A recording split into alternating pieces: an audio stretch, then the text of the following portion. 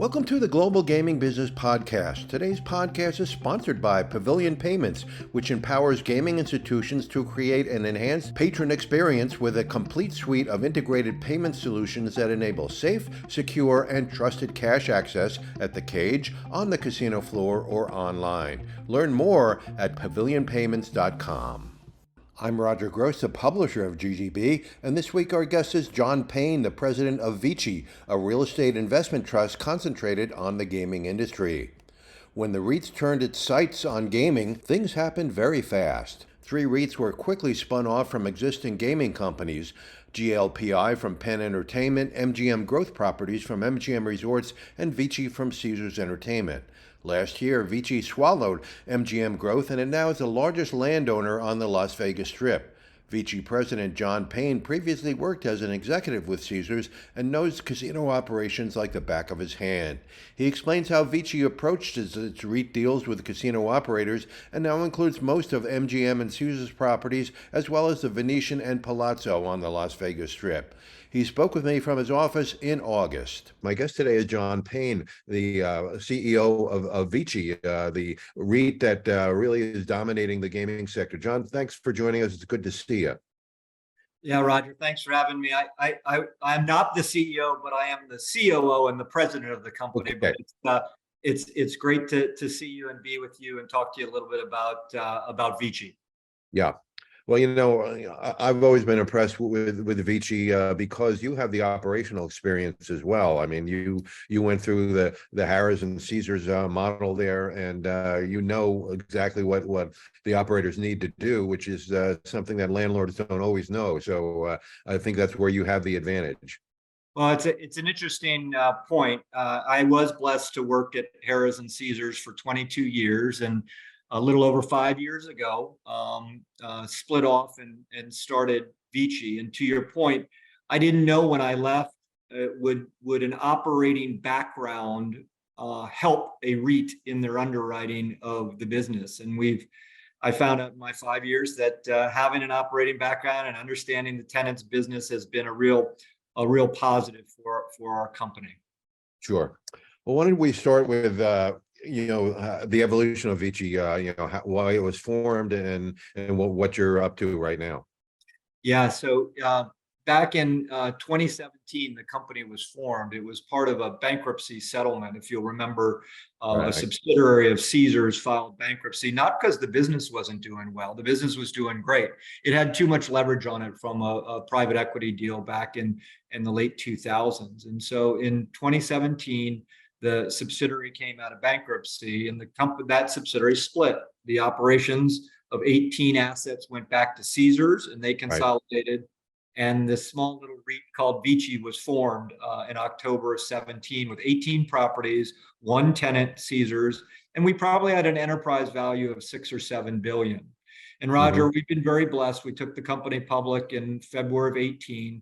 We're 5.5 years old today. We've gone from 18 properties to 54 properties, 1 tenant to 11 tenants, an enterprise value of $7-8 billion to an enterprise value of $50 billion. So in a very short period of time, we've grown, and we've become partners with some fabulous operators in the casino business and also outside the casino business in what we call the experiential space. Okay. Tell me what happened with the MGM REIT, MGM Growth, I believe they were called, and you gobbled them up pretty well a couple of years ago. We did.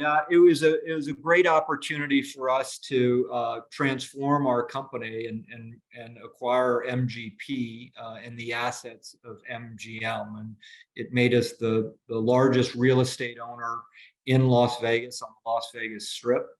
We now have 10 assets on the Strip with Caesars, Hard Rock, and with the MGM assets that we own. But it also allowed us to acquire world-class regional assets that MGM operates all over the United States. So unique opportunity.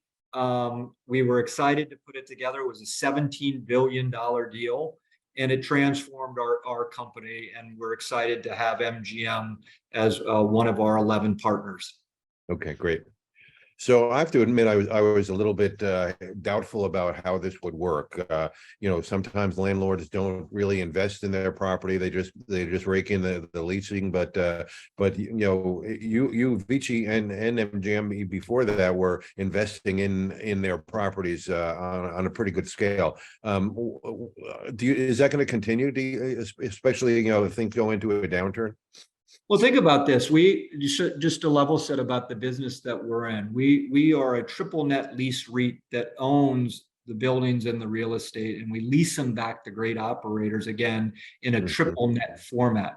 So it actually is the responsibility of the operator to continue to invest in the properties. We do have in our leases some minimal capital investments that they need to make, but that's the beauty of the industry that our tenants are in and how creative they are, is they understand in the alignment that if they invest in their buildings, they will get the majority of the EBITDA growth. Now, we do have what we call property growth funds. So if there's an opportunity for one of our tenants to build large capital investments on a property that we own, we can make those investments should the tenant want to do that. But you've nailed it. The operators are fantastic, particularly in Las Vegas. That city continues to be, Roger, I'm not sure there's a more productive city in the world and one that's growing at the pace that it is. And the tailwinds are just incredible for it. So it's a great model, and it's been successful not only in the gaming, which is new, but in many other sectors: office, malls, logistics, self-storage, hotel, others as well. Okay. So you are the largest landowner on the Strip, but it's a very competitive market, and so how do you favor one over the other, or do you just sit back and watch them knock each other off their pedestal? Yeah, we don't. The beauty of our model and who we are is we can be partners with all of the competitors in Las Vegas. We have no operational insight. So Roger, you were right. We started out talking about that I did come from an operating background, but we joke that I'm a recovering operator, that in my business today, we don't operate at all. And we own the land and the building, and we lease it back. Now, regarding Vegas, we do have a large presence on the Strip. As I said, we have 10 assets, over 660 acres. But I wouldn't be surprised if over the coming years we have more investment in Las Vegas. We don't own any assets downtown. There's wonderful assets there. We don't own any Las Vegas regional assets. Those are performing continually well. And if there was the right opportunity on Las Vegas Strip, again, to add a wonderful world-class asset, we would do that. So we can own real estate and lease it back to competitors, but we don't have anything to say about the operations. Yeah. Okay. Yeah. There's some really great properties on the Strip that you don't own. So I guess there's a really no opportunity there, particularly if their operations are not doing as well as they hoped. Yeah, I don't think it doesn't necessarily mean if they're not as they hope. Our capital is very effective if a company wants to monetize an asset and then use those funds for growth in other areas. And there are some assets on the Strip that are still wholly owned that are fabulous. And if one day the operator would like to sell the real estate, we of course would be interested. It has to be accretive for us, has to make sense for us, has to be right for our shareholders. But it's a city that we continue to watch in amazement because the operators are so good. And this is all before Formula One, the Super Bowl, and the customers continue to come to this city from all over the world. Sure. Okay. So you also own a lot of regional properties, a lot of the MGM properties, and you were in Atlantic City last week. You own a bunch of properties there. What's your strategy for the regional? Do you see that as a real growth area? We do. We have added resources and properties all over the United States. We have made our first investment internationally into some Canadian assets as well. There are regional markets that we're not in right now, markets like Reno and Lake Charles. There'll be new regional markets. New York's going to open up, we believe, at some time. We do think states possibly in Kentucky or Georgia in our lifetime. So We talk a lot about Las Vegas because we're obviously very proud of those assets, but we've got a large investment all over the United States, and we're going to continue to look for opportunities there. I mean, we were, as you said, we were just in Las Vegas. I had the opportunity to tour our assets there. We have two operators there in Caesars, and we own the Borgata as well. And it's amazing the amount of investment that Caesars and MGM have made into these three assets that we own. And it was a wonderful couple of days. I was there touring the assets with the presidents, and I'm really proud of what they've done there. Yeah, no question. So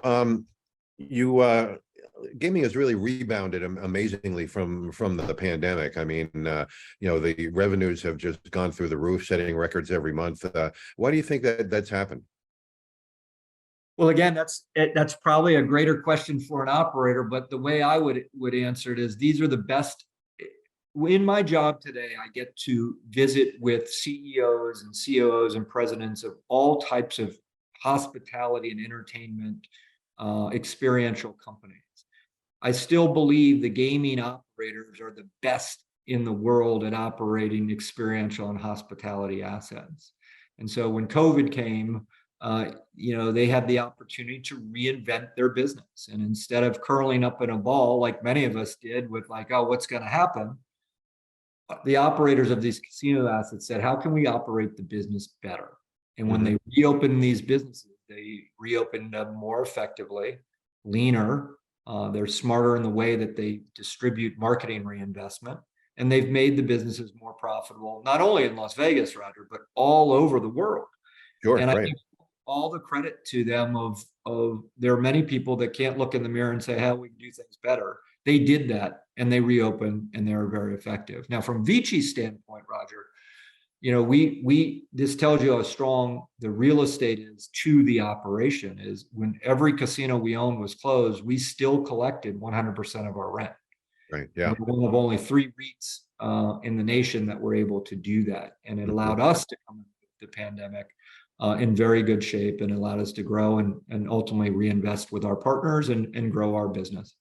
Okay, great. So VICI also has a golf division. I think you have 4 or 5 courses, but they're all somehow connected to casinos. What's your strategy there? Are you going to look for courses that aren't connected to casinos now, or does it always have to be a casino connected property? It's a great question. Those 4 golf courses came to us as part of the settlement when we started VICI, and we ran them internally with a new VICI golf division. For the first 5 years we ran VICI. Recently, we still own the golf courses. We lease them, and the operation goes back to a company called Cabot Golf. Cabot is a world-class operator that builds pilgrimage golf experiences. And we are helping them, Roger, grow their platform all over the world. We've only announced one partnership with them outside Tampa, where they're going to be opening a new pilgrimage golf course. And what I mean about pilgrimages, if you're a golfer, you plan months or years in advance, and you go with your friends and you stay on site and you play multiple times there.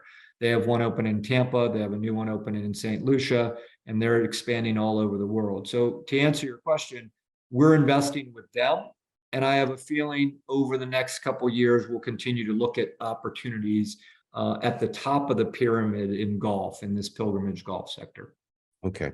I've spoken with a lot of casino executives who have either inherited or started a golf course, and they tell me it's not a good ROI investment. But this sounds like this company with this pilgrimage idea, has a definite way to make money on these courses. Yeah, there's not one way to run a golf course. And I will tell you, as one of them who would have said the same thing to you 10 years ago about golf and not making money, I sure have learned a lot from people who are experts in what they do.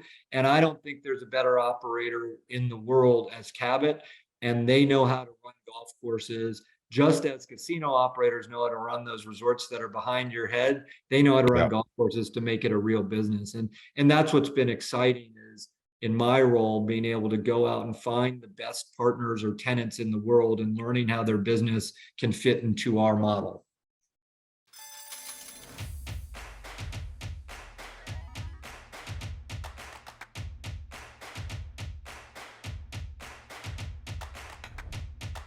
minds using the app.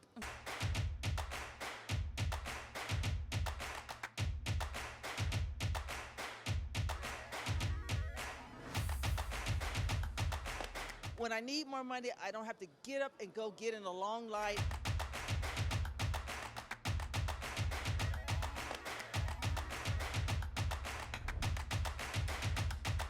I think this is definitely the future of gaming.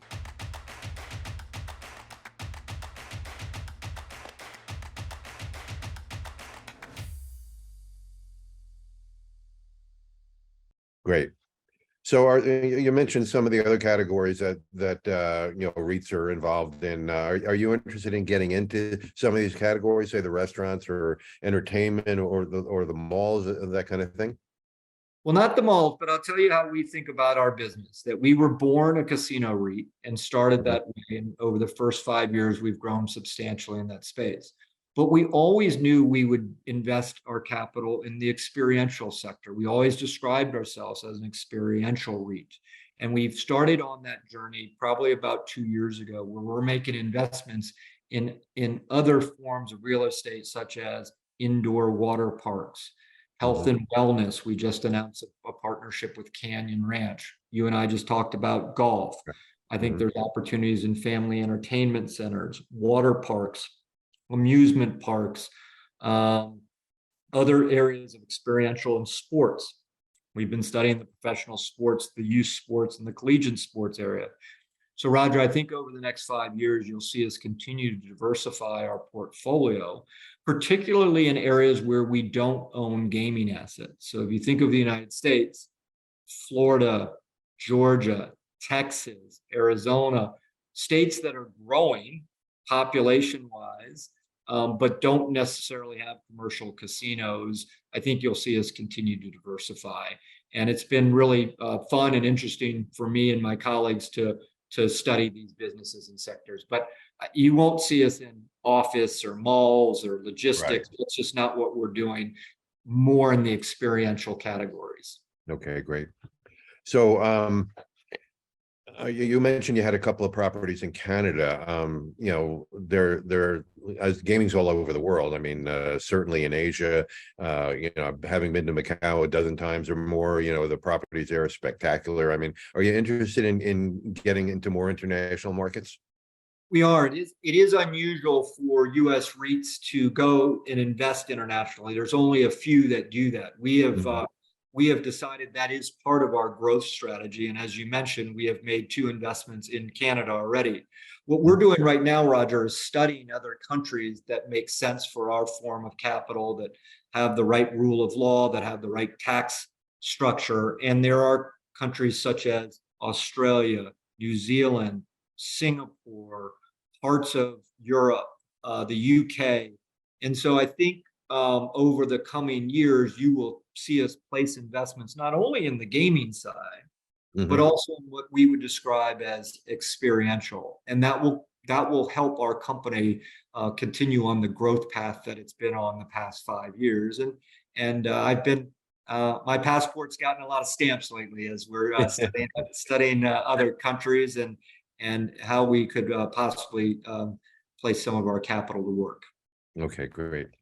So I've been hearing for the past couple of years, you've been looking into possibly getting into Indian country, and I'm not sure how that would work given the sovereign nature of the Indian, the Native American governments.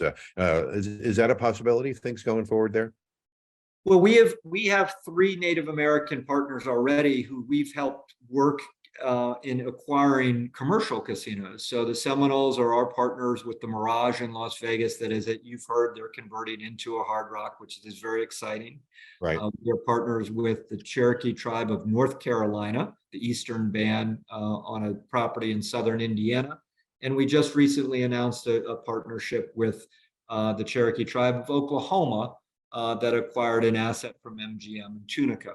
And so we are building relationships with Native American nations in helping them expand outside their current reservations and their land. And we have those partnerships, and we hope those will continue. I think your question was, do you think there'll be a time where we could own real estate on reservation land or with the nation. And I think we're continuing to study, and are there some casinos that we can help grow, whether that's exactly on their land or not. Where we're very similar is we're long-term generational investors. The tribes are building assets on their reservations for centuries. Right. We're building assets and holding assets, hopefully for a century, but at least decades. Our leases have an average of 43 years. Roger, I always joke when I'm doing a deal, that's longer than most marriages. And so, you know, we are long-term investors, but we're so proud of the deals we have with the three Native American nations that we already do business with, and we see that area expanding. Whether that flows into reservation land, we'll have to see in the future. Sure. Well, you know, they always talk about, you know, the 7 generations that they look forward to, and this seems to fit your model perfectly. It does. Explain to me some of the rules of REITs. Now, whenever you make a profit, you have to distribute the dividends, as I understand. How do people then build equity in REITs if they keep taking dividends? Well, it's a good question, and how are we rewarded? I mean, some of the basics are 90% of taxable income have to be distributed to our shareholders, and people look to us, or we communicate to our investors, Roger, that we're going to deliver 10 to 12% total return a year to them, and that can come in a dividend. Right now, our dividend, depending on our stock price, is roughly about 5%. We also grow our shares with what we call same-store sales escalators. And then each year I got to go do my job, Roger, as the president. My job is to grow the business creatively. And so if you've been an investor in VICI since we started, you've done quite well, particularly if you compare us to the S&P 500 or what we call the RMZ, which is the REIT index. I mean, if you've gotten us since our IPO, you've had a return of well over 100%. I think the S&P 500, I think it's about 70%, and the RMZ is in the 40-50%. So we've really outperformed. Or if you've held our stock, our dividend has had a 5-year CAGR of about 8.2% growth, which has been one of the highest performers. And then finally, we were the highest performer in the S&P as it pertains to REITs last year. We grew 12%, and the RMZ declined 20%. So there's many ways you can grow with holding our stock. You're going to get your dividend every year, which is nice income, and a lot of people hold REITs for that. We've been blessed in being able to grow the company and also have capital appreciation. Our stock has gone up, and we plan to continue to do that for our shareholders. There's no reason why we can't follow what we've done and over the past 5 years. And I'm really excited about the future. And I should have said, Roger, you know, we only have 27 people in our whole company. So we're a 50 billion-ish enterprise value. We're based in New York, but there's only 27 of us. So the team has done just a magnificent job, and we're excited about our future. Great. So in terms of the future for REITs, do you think that is going to be a model that's going to continue to grow? You know, that's an interesting one about, there many times, are there enough REITs or are there too many REITs? What I would tell you, just to speak about, because I can't predict that in the future, what I would say about us is we are forming our own path. There's no one else doing what we're doing, which is finding unique non-commodity real estate in the experiential sector and investing in creatively and growing our business. And so we're kind of running our own race. You ever heard that? I mean, I tell my kids that all the time. You got to run your own race. And we're running our own race there. Whether other REITs decide to do this or not, we'll watch. There's no question there is excitement about the casino space all over the world. And the credit for that goes to the operators who have come out of COVID with just humming results. Great. Well, John, you've got an exciting future ahead of you. I think some of the things you mentioned there, I mean, there's really possibilities for VICI to grow into a really major REIT. And, you know, even though I think you're already there, 15 billion is nothing to sneeze at. So thanks for taking the time. I really appreciate it. And let's stay in touch, because, you know, your company is really going to direct a lot of the future of the gaming industry as a whole. So again, thanks for joining us. Well, Roger, I appreciate your time and appreciate your comments about VICI, and I look forward to seeing you in Las Vegas soon. Thanks for joining us on the GGB Podcast, sponsored by Pavilion Payments, the industry's leading cashless payment provider. To learn more about the topics discussed today and all the important issues in gaming, check out Global Gaming Business Magazine. For a free virtual copy of the magazine, subscribe at ggbmagazine.com. To stay current with the weekly news of the gaming industry, subscribe to ggbnews.com. Use the coupon code GGB180 for a free subscription. Don't miss a single episode of the GGB Podcast. Subscribe on Amazon, Spotify, and Apple Podcasts today. So we'll see you next time on the GGB Podcast.